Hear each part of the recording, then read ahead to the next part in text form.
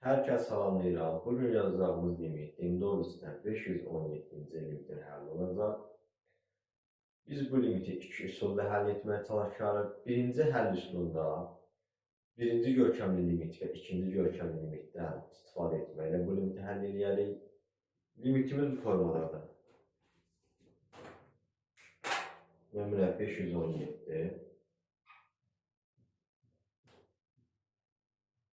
Limit x yaxınlaşır sıfıra. 1 plus x kvadrat mötərizə üzərində kotangens kvadrat x. Kotangens kvadrat x. Bu da bərabər. Yazarım limit x yaxınlaşır sıfıra. 1 plus x kvadrat mötərizə üzərində 1 bölü x kvadrat yaratdım bir dənə. Vurulsun x kvadrat vurulsun kotangens kvadrat x. Bu da bərabərdir. Limit x sıfıra yaxınlaşanda 1 plus x kvadrat mötərizə üzərində 1 bölü x kvadrat bizə ikinci görkəmli limiti xatırladır və y-yə bərabər olur. Deməli yazarım limit x yaxınlaşır sıfıra. Y üzərində x kvadrat vurulsun kotangens kvadrat x. Kotangens kvadrat x. Bu da bərabərdir. Y sabit olduğu üçün yazarım y üstündə limit x yaxınlaşır sıfıra. X kvadrat vurulsun kotangens kvadrat x isə bu şəkildə yazarım.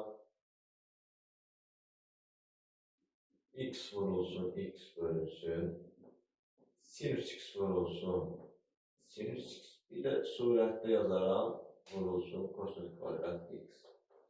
Limit x sıfıra yaxınlaşanda x bölünsün sinüs x bizə birinci görkəmli limiti xatırladır və qiyməti 1-ə bərabərdir. Onda bizim limitimiz bu şəkildə düşür.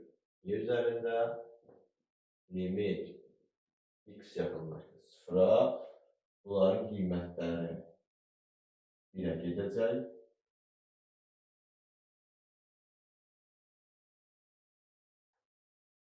Bunların qiymətləri 1-ə bərabər olur. Qalır. Y üzərində limit x yaxınlaşır sıfıra. Kosinüs kvadrat x. Bu da bərabər olur. X sıfıra yaxınlaşanda x-in yerinə 0 nəzər alacaq. Kosinüs 0 da 1-ə bərabər olduğu üçün bizim limitimiz cavabımız y üstü 1. O da bərabərdir 100-ə. Bundan sonra bu limiti ikinci həll üsulu ilə yazmağa çalışarıq.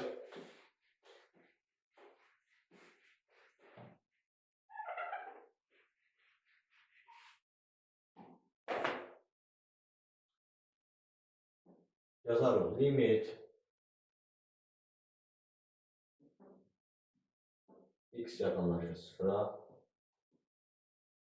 Y üzərində ln 1 plus x kvadratın üzərində kotangens kvadrat x. Bu da bərabərdir. Y sabit olduğu üçün bu limiti bu formada yazarım.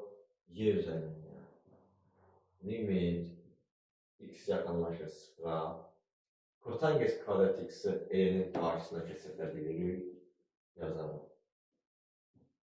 Kotangens kvadrat x ln 1 plus x'in kvadratı. Bu da bərabərdir. Kotangens kvadrat x'i 1 bölünsün tangens kvadrat x şəklində yazaram. Olan y üzərində limit x yaxınlaşır sıfıra. ln 1 plus x'in kvadratı bölünsün. 7 kotangens kvadrat x yazacaq. 1 bölünsün tangens kvadrat x şəklində. Deməli məxrəcli olacaq tangens kvadrat x. Bu da bərabərdir. Y üstündə limit x yaxınlaşır sıfıra. X sıfıra yaxınlaşdığı üçün surətdə və məxrəcdə x-in yerində 0 nəzərə alanda ln 1 bölünsün tangens 0 olacaq yani 0 bölü 0 hal yaranır. Biz bilirik ki 0 bölü 0 halı qeyri-müəyyən olduğu üçün limitimizə L'Hopital qaydasını tətbiq edəcək. Bundan əlavə qeyri-müəyyən hallar sonsuzluq bölü sonsuzluq və ya sonsuzluq çıxılsın sonsuzluq, sonsuzluq üzərində 0, 1 üzərində sonsuzluq, 0 vurulsun sonsuzluq və s. kimi hallarla rastlaşarsaq, deyirik ki, bunlar nədir? Qeyri-müəyyən hallardır.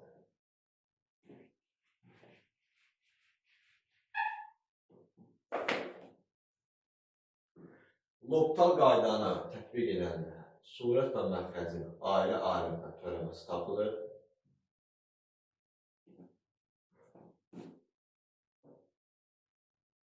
Deməli, L-in 1 plus x kvadratın törəməsi bizə verəcək 1 bölünsün 1 plus x-in kvadratı. Bir də ayrıca 1 plus x kvadratın törəməsinə vuralım. 1 plus x kvadratın törəməsi bizə verəcək. Vurulsun 2x. Tangens kvadrat x-in törəməsi bizə verəcək 2 tangens x, yəni 2 vurulsun. Tangens x yazaram. Sinüs x bölünsün kosinüs x şəklində. Bu da bərabərdir. Y üzərində limit x yaxınlaşır 0-a.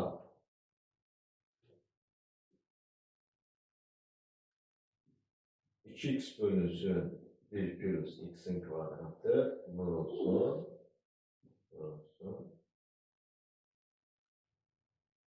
2 sinüs x-də kosinüs x. Bu da bərabərdir. Burada da yine biz birinci görkəmli limitdən istifadə edirik. Burada ikilər ixtisar edəcək. Yazalım. Y üzərində limit x yaxınlaşır 0-a. X bölünsün sinüs x-ə ayrı yazaram. X bölünsün sinüs x vurulsun. Kosinüs x bölünsün 1 plus x-in kvadratı. Bu da bərabər. Bilirik ki, limit x 0-a yaxınlaşanda x bölü sinüs x birinci görkəmli limitdir və qiyməti 1-ə bərabərdir. Onda bizim limitimiz bu şəkildə düşəcək. Y üzərində limit x yaxınlaşır 0-a. Bunun qiyməti 1-ə getdi. Kosinüs x bölünsün. Kosinüs x bölünsün 1 plus x-in kvadratı. Bu da bərabərdir.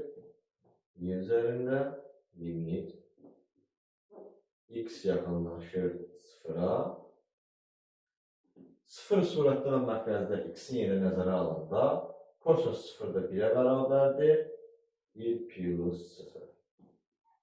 Məxrəcdə olur 1 plus 0. Bu da bərabər olur y üstü